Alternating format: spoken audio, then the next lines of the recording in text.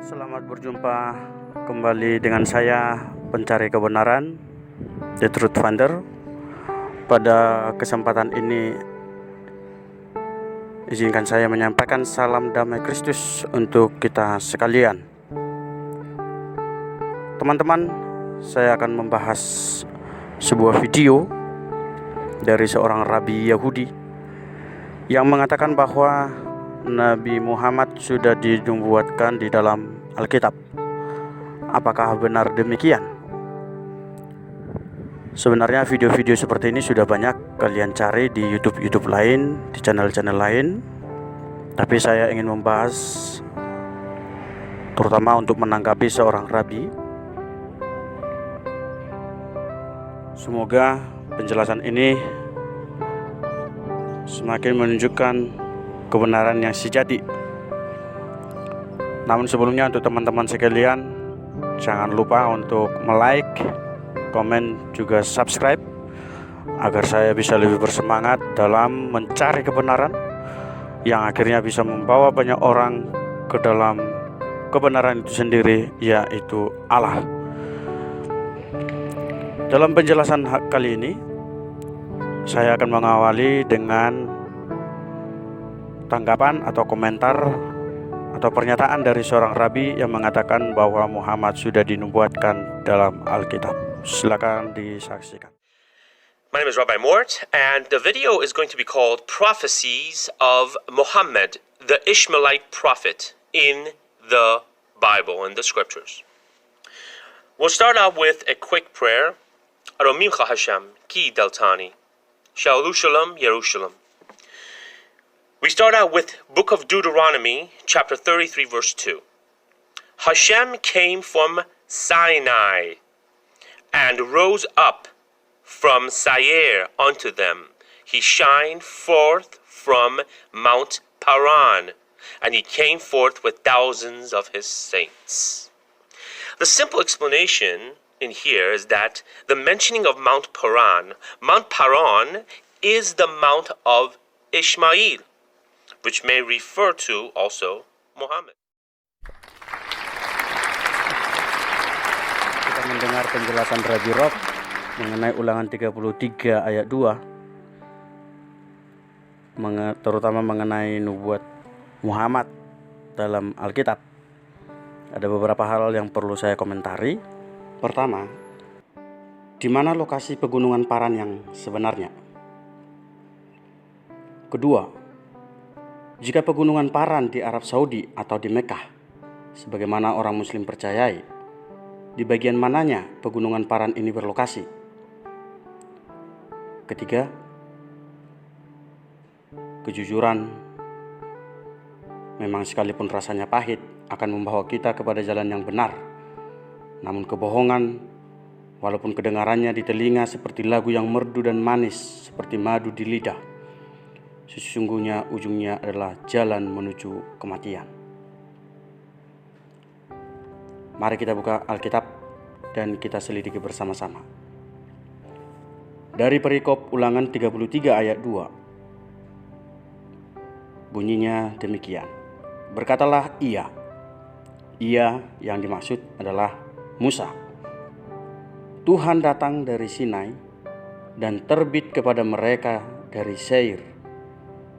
Ia tampak bersinar dari pegunungan Paran dan datang dari tengah-tengah puluhan ribu orang yang kudus.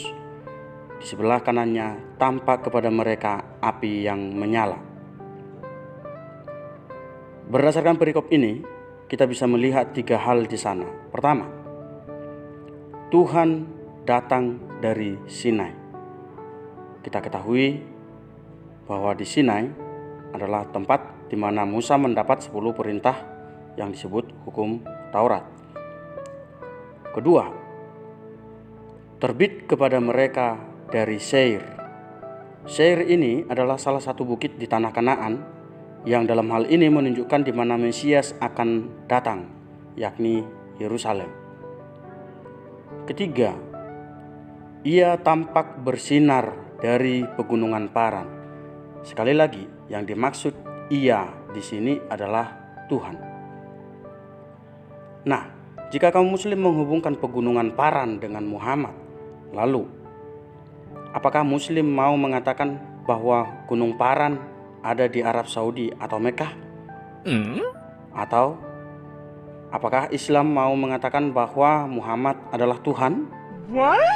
Karena dikatakan ia tampak bersinar dari pegunungan Paran, sementara ia yang dimaksud di sini adalah Tuhan. Untuk lebih jelas, mari kita perhatikan peta di bawah ini.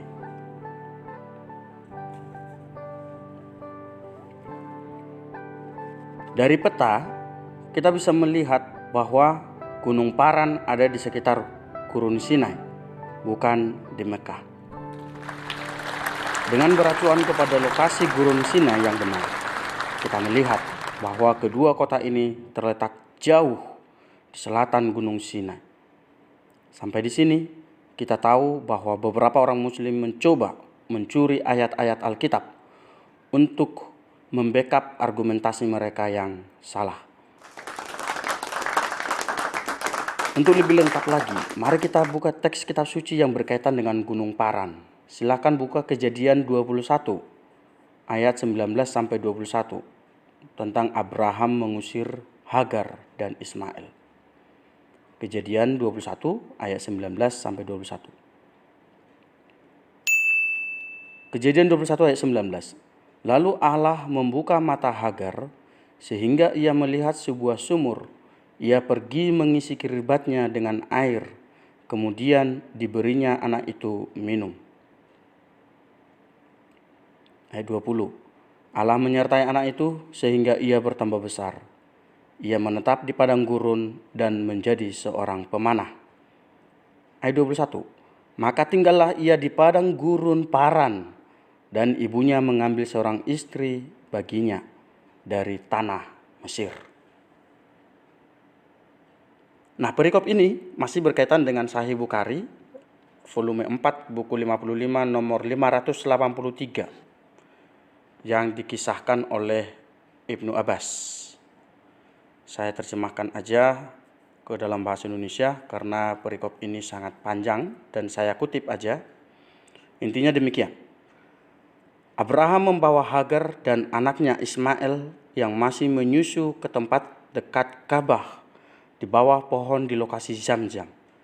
Pada saat itu tidak ada orang di Mekah, begitu pula tidak ada air. Jadi Abraham menyuruh mereka duduk di tempat itu dan meletakkan sebuah tas kulit berisi kurma dan air dalam tas kulit, dan kemudian pulang. Malaikat berkata kepada Hagar, "Jangan takut, karena disinilah rumah Allah akan dibangun oleh anak ini dan ayahnya, dan Allah tidak pernah mencampakkan umatnya." Hagar hidup di sana hingga beberapa orang dari suku Jurhum mendapatinya dan Ismail di sana. Ismail tumbuh besar dan belajar bahasa Arab dari mereka, yakni suku Jurhum.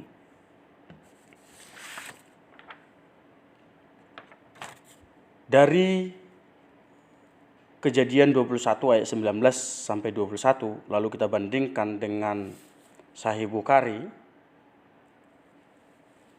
beberapa pertimbangan, beberapa kebingungan muncul di sana. Pertama dari Sahih Bukhari.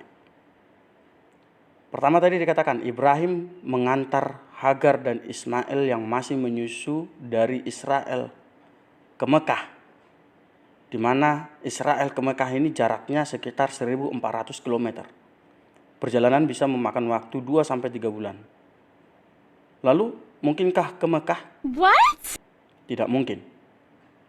Maka yang tepat adalah ke padang gurun Beersheba. Ke padang gurun Beersheba, kalian bisa membandingkan Kejadian 21 ayat 14.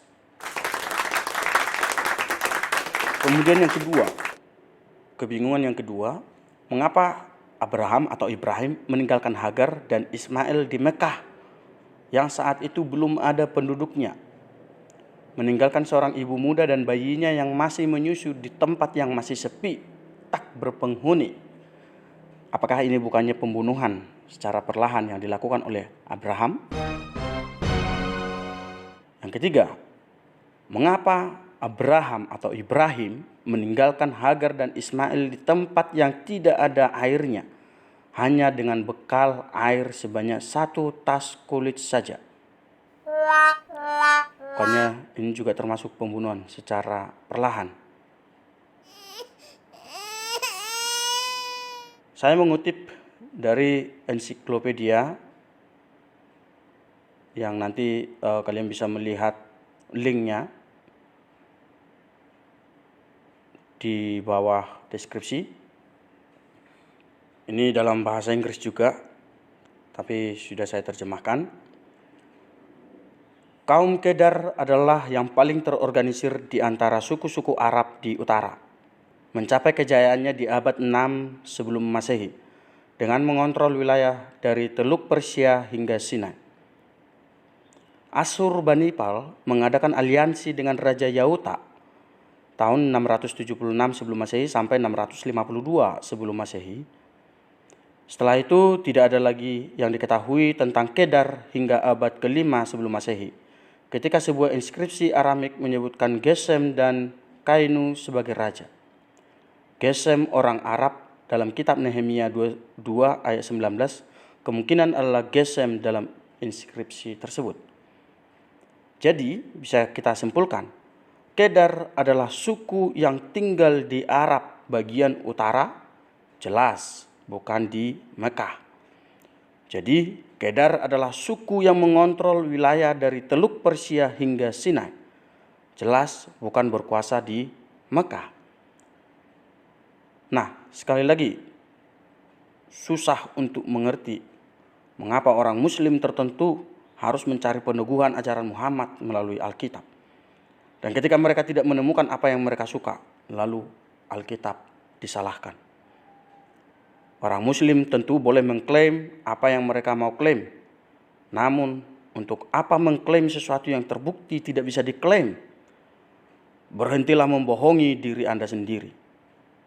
Carilah Tuhan, mintalah bimbingan rohnya, maka Anda akan ditunjukkan ke jalan yang benar, yaitu Yesus, jalan, kebenaran, dan hidup. Yohanes 14 ayat 6.